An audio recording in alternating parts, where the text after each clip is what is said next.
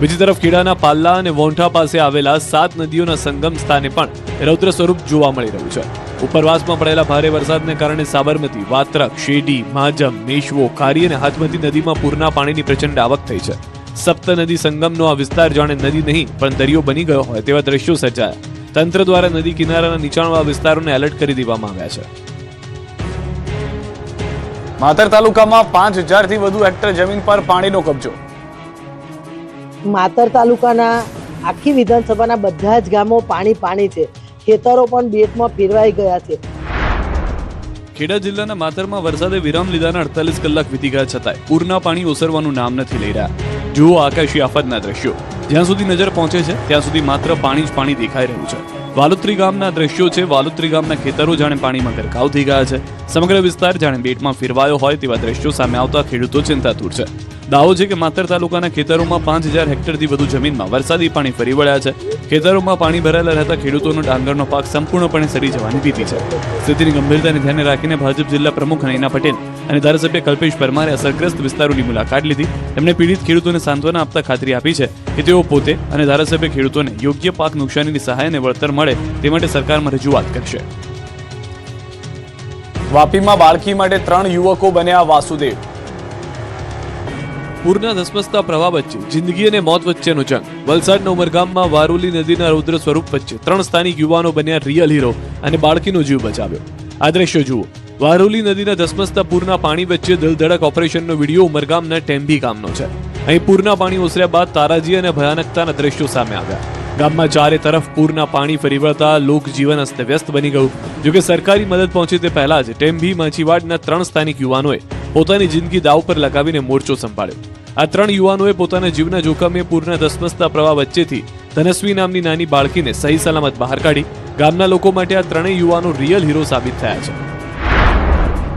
એક તરફ જ્યાં ઉમરગામમાં બાળકીનો જીવ બચાવાયો તો બીજી તરફ સુરતના ઓલપાડ તાલુકાના કણાદ ગામે તંત્રની બેદરકારીના કારણે એક કરુણ ઘટના સામે આવી. અહીં ગટર લાઇન માટે ખોદાયેલા 2 થી 3 ફૂટ ઊંડા ખુલ્લા ખાડામાં વરસાદી પાણી ભરાયું હતું. રમતા રમતા 6 વર્ષનો માસૂમ આદેશ રામ પ્રવેશ દાસ આ પાણી ભરેલા ખાડામાં ખાબક્યો હતો અને ડૂબી જવાથી મોત થયું. ફૂલ જેવા બાળકના અકાળે અવસાનથી પરિવારમાં અરેરાટી સાથે શોકનું મોજું ફરી વળ્યું છે. નવસારીમાં પૂરની આફત વચ્ચે સામે આવ્યો માનવતાનો ચહેરો. રાત દિવસ જોયા વગર બચાવ ટીમે કર્યું કામ. નવસારી જિલ્લામાં આવેલા પૂરે હજારો પરિવારોનું જીવન અસ્તવ્યસ્ત કરી દીધું. પરંતુ આ વિનાશ વચ્ચે માનવતાની એવી મિસાલ પણ જોવા મળી જેણે સમગ્ર સમાજને એક કરી દીધો. આ તસવીરો માત્ર પાણી ભરાયેલા રસ્તાઓની નથી પણ એવા પરિવારોની છે જેમને વર્ષોની મહેનત પળવારમાં ગુમાવી દીધી છે. નવસારીમાં આવેલા પૂરના કારણે કોઈનું ઘર તૂટી ગયું, કોઈની દુકાન પાણીમાં ગરકાવ થઈ ગઈ, કોઈના જીવનની આખી મૂડી પૂરના પાણીમાં વહી ગઈ. ઘરના ફર્નિચર, બાળકોના પુસ્તક, અનાજ અને રોજીરોટીના સાધનો બધું જ પાણીમાં સમાઈ ગયું છે.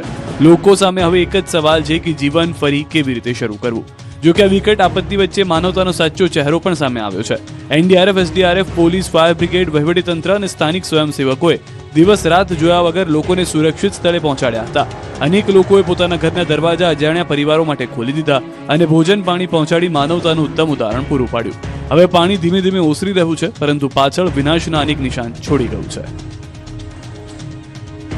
પૂરના પાણી ઓસર્યા બાદ હવે એક્શન મોડમાં તંત્ર. વાહનોના ઇન્સ્યોરન્સ ક્લેમમાં નહીં પડે અડચણ. નવસારીમાં પૂરના પાણી ઓસર્યા બાદ હવે જિલ્લા પ્રશાસન એક્શન મોડમાં આવ્યું. કલેક્ટર મનીષ ગુરુવાણીએ પૂરગ્રસ્ત વિસ્તારમાં પાણીમાં ડૂબી ગયેલા હજારો વાહનોના ઇન્સ્યોરન્સ ક્લેમ મુદ્દે મોટી બેઠક યોજી જનહિતલક્ષી નિર્ણય લીધો છે. પૂરના પાણીમાં હજારો નાના મોટા વાહનો ગરકાવ થઈ જતા વાહન માલિકોને મોટું આર્થિક નુકસાન વેઠવાનો વારો આવ્યો છે. જિલ્લા કલેક્ટર મનીષ ગુરવાણીએ વિવિધ ઇન્સ્યોરન્સ કંપનીઓના ઉચ્ચ અધિકારીઓ સાથે તાકીદની સમીક્ષા બેઠક યોજી હતી. આ બેઠકમાં પૂરથી ક્ષતિગ્રસ્ત થયેલા વાહનોના ક્લેમ સેટલમેન્ટ અંગે વિસ્તૃત ચર્ચા કરવામાં આવી. કલેક્ટરે તમામ વીમા કંપનીઓના અધિકારીઓને સ્પષ્ટ અને આકરા શબ્દોમાં સૂચના આપી હતી કે આપત્તિનો સામનો કરી રહેલા પૂરગ્રસ્ત વાહન માલિકો પાસેથી બિનજરૂરી દસ્તાવેજો કે કાગળો માંગીને પ્રક્રિયા લંબાવવી નહીં. તેમણે સર્વેયર અને દસ્તાવેજોની ચકાસણીની કામગીરી સુપરફાસ્ટ સ્પીડે કરી તમામ લોકોને યોગ્ય ક્લેમની સમયસર નિકાલ કરવા આદેશ આપ્યો છે. અમરેલીના લાઠી નજીકથી પસાર થતી જમકુડી નદી છલોછલ. 5 ગામના ખેડૂતોમાં ખુશી. અમરેલીના લાઠી નજીકથી પસાર થતી જમકુડી નદીમાં નવજીવન આવ્યું. સારા વરસાદને પગલે 10 કિલોમીટર લાંબી જમકુડી નદી બંને કાંઠે છલોછલ ભરાઈ જતા અદ્ભુત આકાશી દ્રશ્યો સામે આવ્યા. સરકારના સુજલામ સુફલામ જળ અભિયાન અને નદી ઊંડી કરવાની કામગીરીના કારણે આસપાસના 5 ગામોના ખેડૂતો માટે ખુશીના દિવસો આવ્યા. ડ્રોન કેમેરાથી લેવાયેલા આ નદીના આકાશી દ્રશ્યો મન મોહી લે તેવા છે. ખાસ વાત એ છે કે સરકાર દ્વારા હાથ ધરવામાં આવેલી જળ સંચય અને નદીને ઊંડી કરવાની સરાહનીય કામગીરીના મીઠા ફળ આજે સ્થાનિકોને મળી રહ્યા છે. જમકુડી નદીમાં વિપુલ પ્રમાણમાં પાણીની આવક થતા કેરાળા, મતીરાળા, અલી ઉદયપુર અને કૃષ્ણગઢ સહિતના આસપાસના 5 જેટલા ગામોના લોકોને તેનો સીધો ફાયદો મળશે. નદીના આ જળરાશિથી સમગ્ર પંથકમાં ભૂગર્ભ જળસ્તર નોંધપાત્ર રીતે ઊંચા આવશે, જેને લઈ સ્થાનિક રહીશો અને ખેડૂતોમાં ભારે ખુશીની લહેર જોવા મળી છે. અમદાવાદના બાવળામાં હાહાકાર, હજારો ખેતરો પાણીમાં.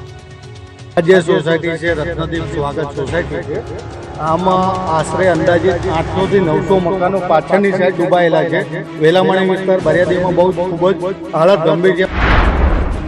અમદાવાદના બાવળામાં વરસાદી પાણીએ હાહાકાર મચાવ્યો છે. 800 થી 900 મકાનો પાણીમાં ગરકાવ થઈ જતા લોકોના હાલ બેહાલ બન્યા. અમારી ટીમ ગ્રાઉન્ડ ઝીરો પર પહોંચી. અમારા કેમેરામાં જે દ્રશ્યો કેદ થયા તે ભયાનક હતા. લોકો ગળાડૂબ પાણીમાંથી નીકળવા મજબૂર બન્યા. શેરીમાંથી બહાર નીકળવા માટે પણ માત્ર ટ્રેક્ટર એકમાત્ર સહારો બન્યો. બાવળાનો બળિયાદેવ વિસ્તાર સંપૂર્ણપણે બેટમાં ફેરવાઈ ગયો અને ચારે તરફ બસ આકાશી આફતના પાણી જ નજરે પડી રહ્યા છે. બળિયાદેવ વિસ્તારની અનેક સોસાયટીઓમાં આશરે 800 થી 900 મકાનો પૂરના પાણીમાં ગરકાવ થઈ ગયા હોવાનો દાવો છે. અહીં લોકોએ કેમેરા સમક્ષ પોતાની વેદના વ્યક્ત કરી.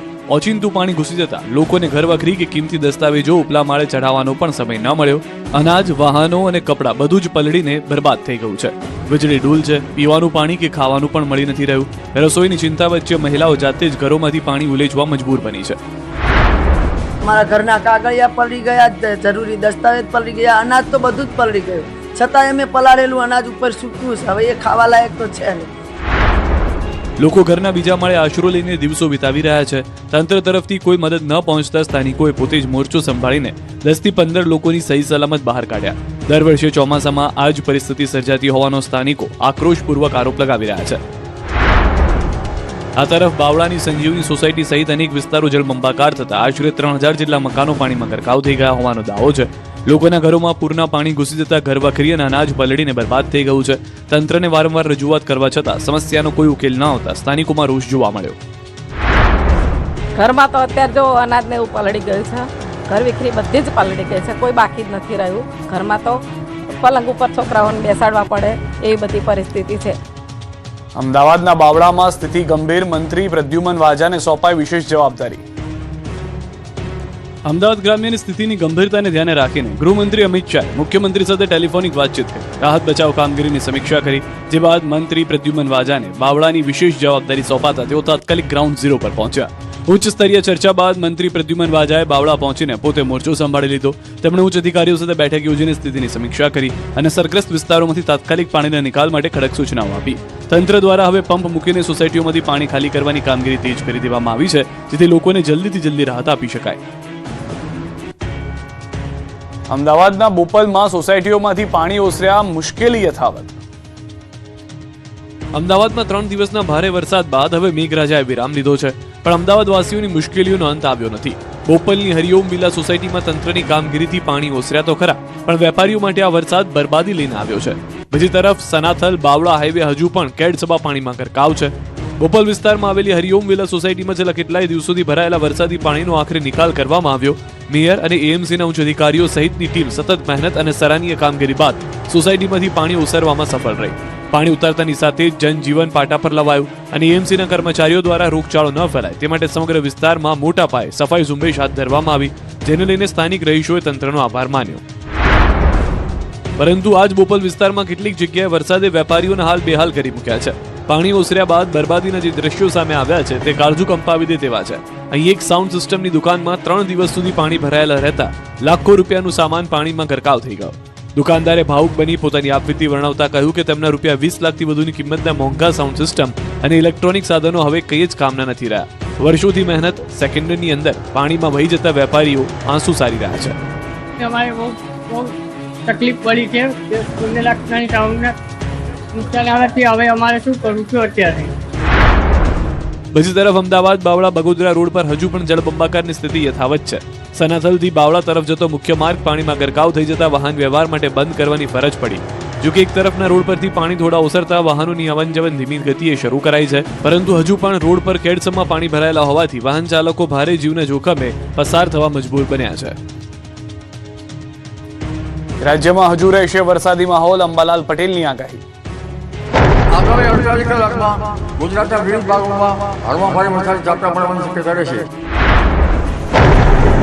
27 જુલાઈ સુધી રાજ્યના વિવિધ વિસ્તારોમાં હળવાથી ભારે વરસાદી ઝાપટા પડે તેવી શક્યતા છે. હવામાન નિષ્ણાંત અંબાલાલ પટેલે આગાહી કરી છે. વરસાદના આ બીજા રાઉન્ડમાં કચ્છ, ઉત્તર સૌરાષ્ટ્ર, દ્વારકા, પોરબંદર અને જામનગર સહિત દક્ષિણ સૌરાષ્ટ્રમાં પણ વરસાદી માહોલ જળવાઈ રહેશે.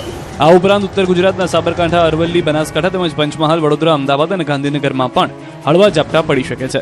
બીજી તરફ બંગાળના ઉપસાગરમાં એક નવી મજબૂત સિસ્ટમ સક્રિય થઈ છે, જે ડીપ ડિપ્રેશનમાં ફેરવાય તેવી શક્યતા છે. આ સિસ્ટમ 30 અને 31 જુલાઈ દરમિયાન મધ્યપ્રદેશ થઈને આગળ વધશે, જેના કારણે ઓગસ્ટ મહિનામાં પણ ભારે વરસાદ જોવા મળી શકે છે.